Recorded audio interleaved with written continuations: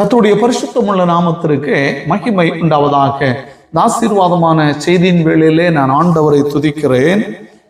மனிதனின் முடிவு என்பதுதான் இந்த நாள் செய்தியின் தலைப்பு. பிரசங்கி 7வது அதிகாரம் 2:3 இவ்விதமாக கூறுகிறது: விருந்து வீட்டுக்கு போவதிலும் துக்க வீட்டுக்கு போவது நலம், இதிலே எல்லா மனுஷரின் முடிவும் காணப்படும். அருமையானவர்களே, விருந்து வீடா துக்க வீடா, எது இம்பார்ட்டன்ட் நம்ம நினைக்கும் போது துக்க வீடுன்னு பிரசங்கி நமக்கு உணர்த்துகிறார். ஏன்? பணக்காரனோ ஏழையோ, வசதி படைத்தவனோ வசதி இல்லாதவனோ, அவனை மேய்ந்து கொள்ளும் ஒரே காரியம் மரணம்.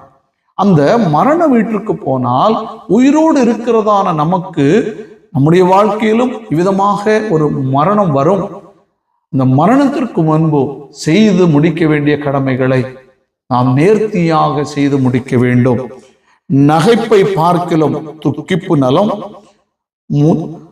முகத்தினாலே இருதயம் சீர்படும்.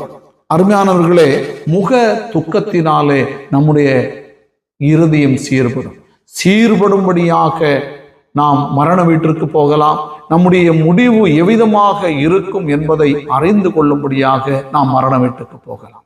கர்த்தர் தாமே இவ்விதமான உண்மையான காரியங்களை தெரிந்து கொள்ளும்படியாக அவர் உங்களை வழிநடத்தி ஆசீர்வதிப்பாராக. ஆமென்.